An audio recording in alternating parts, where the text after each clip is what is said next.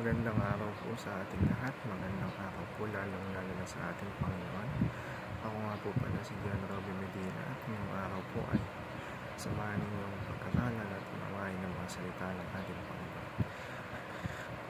Ang title po ng ating devotion ngayong araw ay Vision Shapes Our Identity at ang paksa po natin ay magmumula sa Genesis chapter 37 verse 5 to 9. Sinasabi rito, isang gabi na naginip si Jose. Nang isalaysay niya ito sa mga kapatid niya, lalo silang nagalit sa kanya sapagkat ito ang isinalaysay niya. Naginip ako na habang naroon tayo sa bukid na nagbibigkis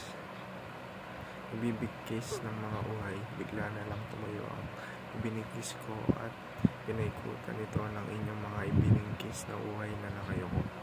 Sinabi ng kanyang mga kapatid, magiging hari ka at mangunguna sa amin, kaya lalo pa silang nagalit kay Jose. Muling na naginip si Jose at isinalaysay na naman niya sa kanyang mga kapatid. Sinabi niya na naginip ako ulit na nakita ko ang araw at ang buwan at ang 11 bituin na yumuyuko sa akin. At para naman po sa ating katuruan ngayong araw, unang-una, vision gives us dreams. Sa ikalawa naman, vision shapes our identity. At sa ikatlo, vision carries us through. At para i-summarize po yung katuruan natin ngayong araw, sinasabi rito na napaka-crucial, napaka-critical o napakahalaga ng vision na binibigay sa atin ng Panginoon dahil kumbaga yun yung gustong ipagawa ng Panginoon sa atin, yun yung will niya para sa atin, yun yung clue niya para sa atin. Yun nga sinasabi rito, gives us dreams, shapes our identity, carries us through.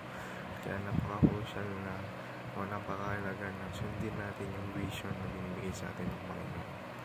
At para naman po sa ating application, embrace your identity as a Christian, embrace your identity as a missionary, embrace your identity as a conqueror.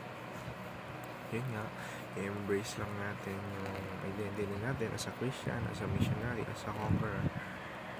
Dahil yun yung mga gawain makakapagpalugod sa o makakapagpataas sa ngalan ng ating Panginoon.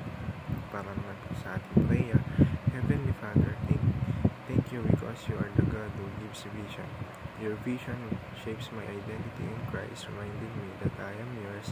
Help me embrace this truth every day, that I am a Christian, a missionary for your kingdom, and a conqueror through your strength. When I face challenges, help carry me through with your guidance and love.